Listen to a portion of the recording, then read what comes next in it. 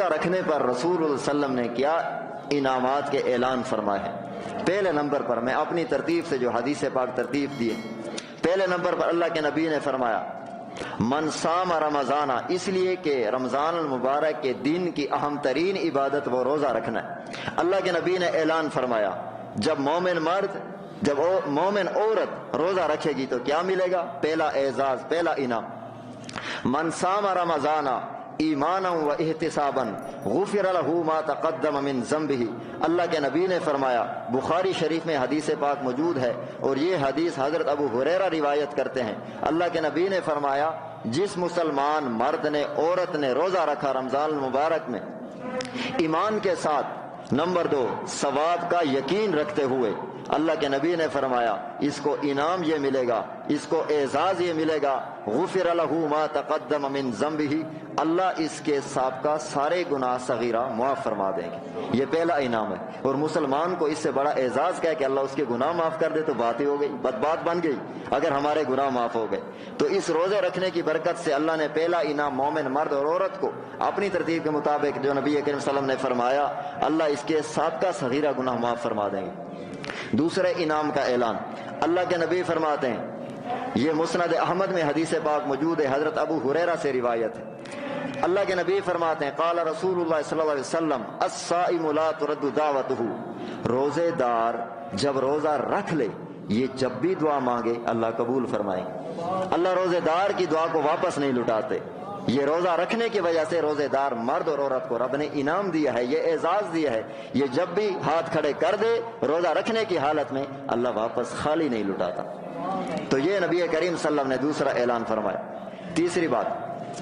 بخاری شریف میں حدیث پاک موجود ہے، حضرت سہل بن سعد سے روایت ہے، اللہ کے نبی نے فرمایا تیسرا بہت بڑا اعزاز اور بہت بڑا انعام جو بالخصوص روزہ رکھنے والے مردوں اور عورتوں کے لیے اللہ کے نبی نے اعلان فرمایا ان فی الجنت بابا، بے شک جنت میں ایک دروازہ ہے، یقال له الریان، اسے ریان کہا جاتا ہے، یدخل منه الصائمون یوم القیامہ، روزے دار قیامت والے دن اس دروازے سے داخل ہوں گے، ولا يدخل احد غیرهم، اللہ کے نبی فرماتے ہیں باب الریان سے روزے داروں کے علاوہ اور کوئی نہیں داخل ہوگا۔ اس جنت کے 8 دروازے ہیں، ان میں سے ایک دروازہ اللہ نے بالخصوص خصوصی طور پر روزے دار مردوں کے لیے، روزے دار عورتوں کے لیے اللہ نے وہ دروازے کو مخصوص کیا ہے کہ اس دروازے سے میرے امت کے وہ نوجوان، میرے امت کے وہ مسلمان مرد عورتیں جنہوں نے دنیا میں چاہے مشکلات تھیں چاہے آسانیاں تھیں، انہوں نے جب رمضان کا مہینہ آیا اللہ کے حکم کے روزے کو پورا کیا، اللہ کے نبی فرماتے قیامت والے دن اللہ نے ایک خصوصی دروازہ جنت کے 8 دروازوں میں باب الریان رکھا، جس سے قیامت والے دن یہ روزے دار اس دروازے سے جنت میں داخل ہوں گے۔ آگے اللہ کے نبی فرماتے ہیں یقال این الصائمون، این الصائمون، اللہ کی طرف سے آواز لگائی جائے گی، روزے داروں کا نام لے کر ان کو پکارا جائے گا، اور اس پکار پر یہ روزے دار کھڑے ہو جائیں گے قیامت کے دن۔ جب کھڑے ہوں گے اللہ فرمائیں گے باب الریان سے داخل ہو جاؤ۔ اللہ کے نبی فرماتے ہیں بخاری شریف میں حدیث پاک موجود ہے کہ جب یہ روزے دار مرد عورتیں اس دروازے سے داخل ہو جائیں گے فیضا داخل اغلی کا، تو پھر اس باب الریان کو بند کر دیا جائے گا۔ اللہ کے نبی فرماتے اس دروازے سے کوئی اور داخل نہیں ہو سکتا۔ یہ بھی اللہ نے روزے داروں کو اعزاز اور انعام دیا ہے کہ جنت کے 8 دروازوں میں ایک دروازہ روزے داروں کے لیے خاص کر دی۔ چوتھے نمبر پر اللہ کے نبی فرماتے ہیں، حضرت انس سے روایت ہے، طبرانی کے اندر حدیث پاک موجود ہے، اللہ کے نبی فرماتے ہیں روزہ یہ گوشت کو نرم کرتا ہے، نمبر 2 روزہ یہ جہنم کی گرمی سے دور کرتا ہے، نمبر 3 ان للہ مائدۃ، آخرت کا دن ہوگا، قیامت کا دن ہوگا، ایک دسترخوان بچھایا جائے گا اور اس میں کھانے رکھے جائیں گے اور اس میں پینے کا سامان رکھا جائے گا۔ اللہ کے نبی کے مقدس اور مطہر الفاظ لا عین رات، اس دسترخوان پر ایسا کھانا ایسا پینا رکھا جائے گا، لا عین رات، کسی انسان کی آنکھ نے ایسا کھانا نہیں دیکھا ہوگا، کسی انسان کی آنکھ نے ایسا پینا نہیں دیکھا ہوگا، ولا اذن سمعت، کسی انسان کے کان نے ایسے کھانے کے بارے میں سنا نہیں ہوگا، ایسے پینے کے بارے میں کبھی نہیں زندگی میں سنا ہوگا، ولا خطر علی قلب بشر، کسی انسان کسی مسلمان کے دل پر ایسے کھانوں اور پینوں کا خیال بھی نہیں گزرا ہوگا۔ ولا یقعد علیہا، اللہ کے نبی فرماتے ہیں ولا یقعد علیہا، نہیں بیٹھیں گے اس دسترخوان پر کوئی بھی انسان الا الصائمون، لیکن صرف روزے رکھنے والے مرد، روزہ رکھنے والے عورتیں اس دسترخوان پر قیامت والے دن اللہ صرف انہیں بٹھائے گا۔ یہ اعزاز بھی اللہ نے روزے دار کو عطا فرما دیا، چاہے مرد ہیں چاہے عورتیں ہیں، وہ اللہ کی مرضی جیسے ترتیب لگائیں۔ اللہ کے نبی نے فرما دیا قیامت والے دن ایک دسترخوان لگایا جائے گا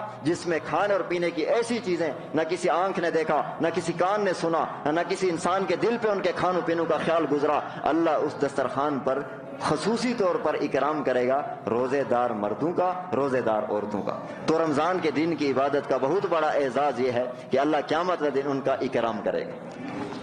اور 5 نمبر پر حدیث پاک میں اللہ کے نبی نے فرمایا کہ روزہ ایسی ڈھال ہے جس کی وجہ سے بندہ اپنے آپ کو جہنم سے بچا لیتا ہے۔